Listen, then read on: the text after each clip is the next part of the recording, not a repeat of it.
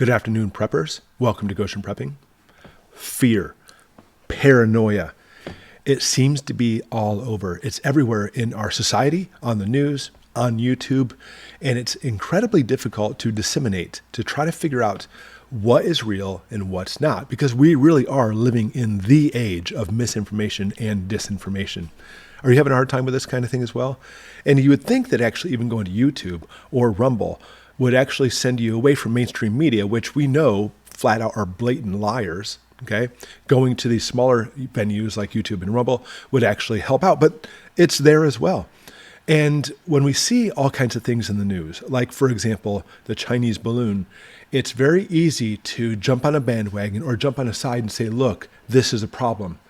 Obviously, a giant balloon coming over the United States from China is a problem. I don't think that's an argument. But what we see is this. Why did Biden take a week to shoot it down?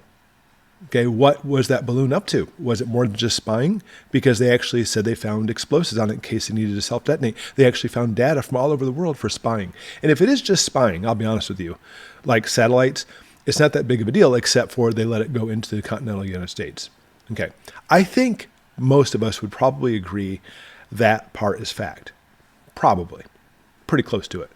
However, since then, I mean, look, Biden got egg in his face, slapped in the face by the media even, saying, why didn't you shoot it down? Why didn't you take care of it when it was over Alaska?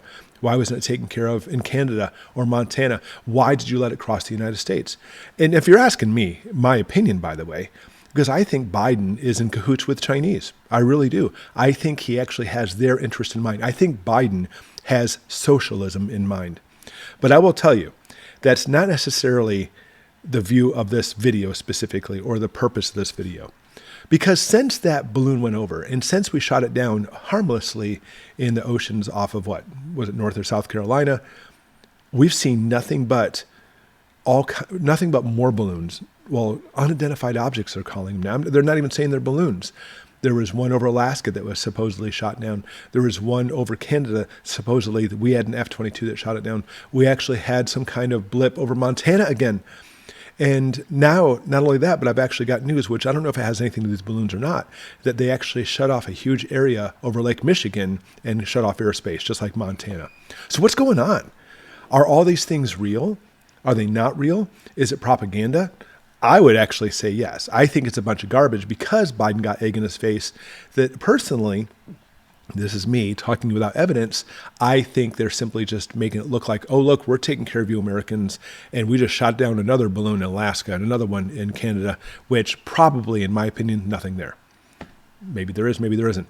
But paranoia and fear is absolutely what's being stoked in this whole situation. And that's why I often, all the time, people say, listen, it's amazing you take some of these amazing, huge, catastrophic, horrible headlines and we keep it level-headed. That's all we can do is keep it level-headed, because understand that even if the worst case scenarios are coming, which they are coming, if you don't have a level head, you've already lost.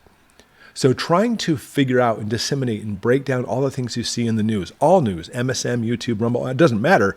You must step back and look at it and say, what am I looking at? Is it real? Okay, this is nothing new.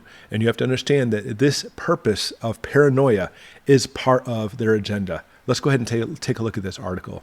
This is from 1999. Obviously nothing new. Paranoia about paranoia in American politics. I think you're going to find some things in this enlightening. Obviously, we won't go through every paragraph, but start off here. Since the 60s, modern liberals have often sought to stigmatize those who distrust government as, oh, you're just paranoid. The diagnosis was first popularized by Columbia University professor Richard Hofstadter. He had a book called The Paranoid Style in American Politics, and he presented a thesis that is routinely invoked to delegitimize any criticism of government that goes beyond whining about the price the Pentagon pays for toilet seats. You guys remember that?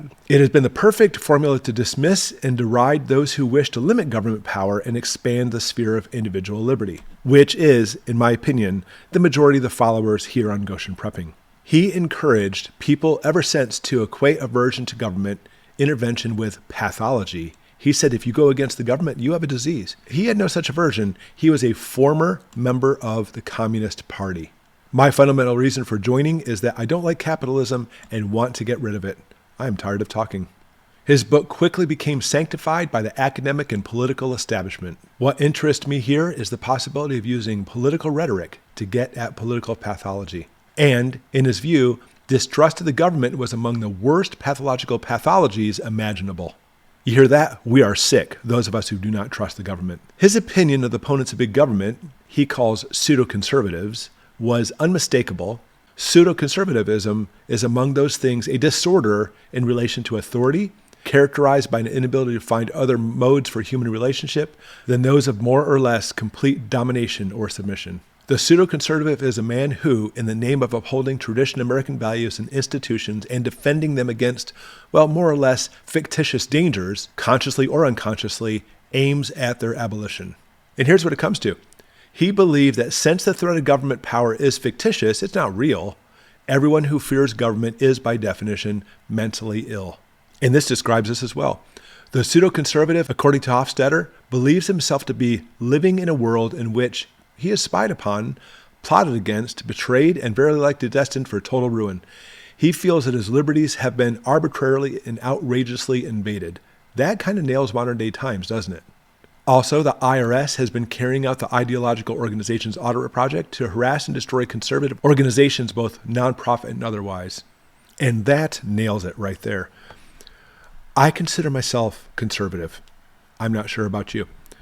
Am I way over here on the right conservative? I am not. In fact, there's many times I've considered myself to be a libertarian.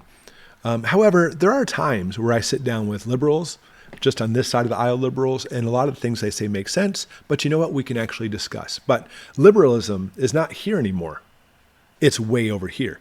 And they've actually called now anybody who is even just slightly conservative as being, practically speaking, an enemy of the state.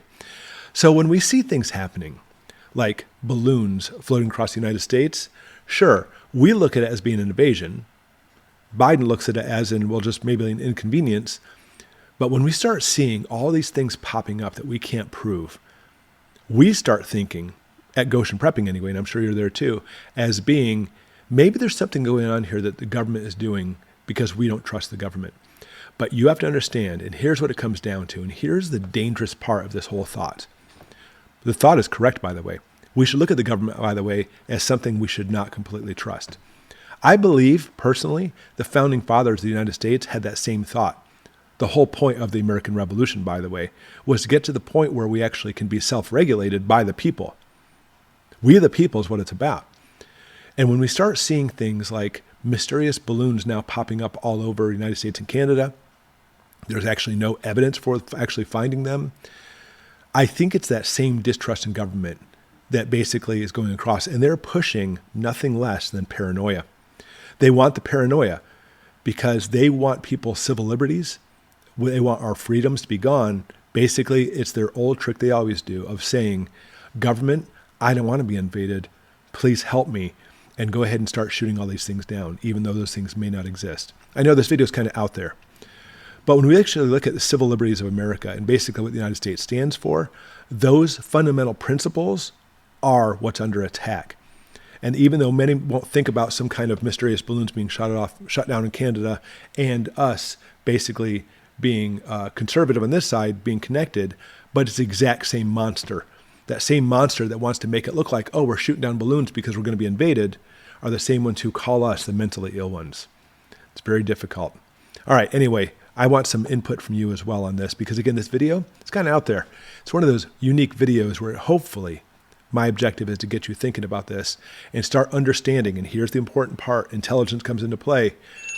You need to understand what the liberals, the far left progressives are doing and how they view us. Because again, they view us as the enemy of the state. And it's just a matter of time before they take action on us as being enemies.